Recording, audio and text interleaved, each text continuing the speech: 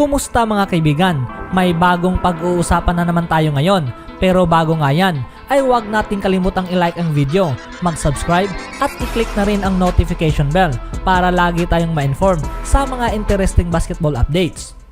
Lumalabas lamang na ang Golden State Warriors ay hanap ngayon na ipares itong si Ricky Rubio mula sa kanilang core player na si Stephen Curry, at ito nga ay inaasahan mga kaibigan na sila ay makikipag-negotiate sa pamamagitan sa buyout during sa off-season. Si Ricky Rubio, gayunpaman, kasama ang Cleveland Cavaliers, ang parehong player at ang franchise mga kaibigan, ay tanaw na naging mahusay nga ngayon. Sa ngayon mga kaibigan, wala pa nga rin ngayong balita na ang Cavaliers point guard nga ba ay hindi excited na maisali sa isang franchise na tulad na lamang ng Golden State matapos nga itong nakapaglaro noong huling season kasama ang Timberwolves. Ang veterano ay pumasok na mula sa kanyang 11 season sa NBA at nakakasama ngayon ang isang team na dadaan sa pagsubok para sa isang championship title, na kung saan sinabi nga niya mga kaibigan na ang mapadpad nga raw sa isang team na hindi na nanalo ng titulo 4 na seasons na ang nakalipas ay isang arong napakahirap dahil ang team na ito ay dadaan pa sa building process. Ang Cleveland mga kaibigan ay nagtapos sa ika-13 sa Eastern Conference kasama ang 22-50 record noong huling season. Matapos nga nilang may panalo ang 19 games mula sa kanilang unang 2 seasons bago ito iniwan nitong ni LeBron James para sa Lakers noong 2018. Ang mga NBA analyst ay nagsuggest mga kaibigan na ang team na ito ay magtatapos sa parehong resulta sa seasong ito. Ang presensya nitong ni Rubio at ng rookie na si Evan Mobley, kabilang na nga rin dito ang paglalaro nitong ni Darius Garland at Jarrett Allen, ay nagkaroon ng napakalaking epekto mga kaibigan sa Cleveland's fortune. Gayunpaman, ang Cavs sa ngayon ay naging 13-11 win-loss record at naging pang-7 sa Eastern Conference bago pa man nila makakaharap ang Milwaukee Bucks. Tulad sa halos mga NBA teams, ang Golden State Warriors ay inisip na ang 31-year-old Spaniard ay hanap ngayon ang buyout. Tila ang Warriors mga kaibigan ay hanap ngayon na gustong i-upgrade ang kanilang magiging backup point guard kasama ang babyface assassin na si Stephen Curry. Ang Cavaliers point guard ay nagmula off the bench sa seasong ito para gumawa ng room sa 22-year-old na si Darius Garland. Ito ang unang pagkakataon sa 11 seasons nitong ni Ricky Rubio na siya ay hindi naging regular starter.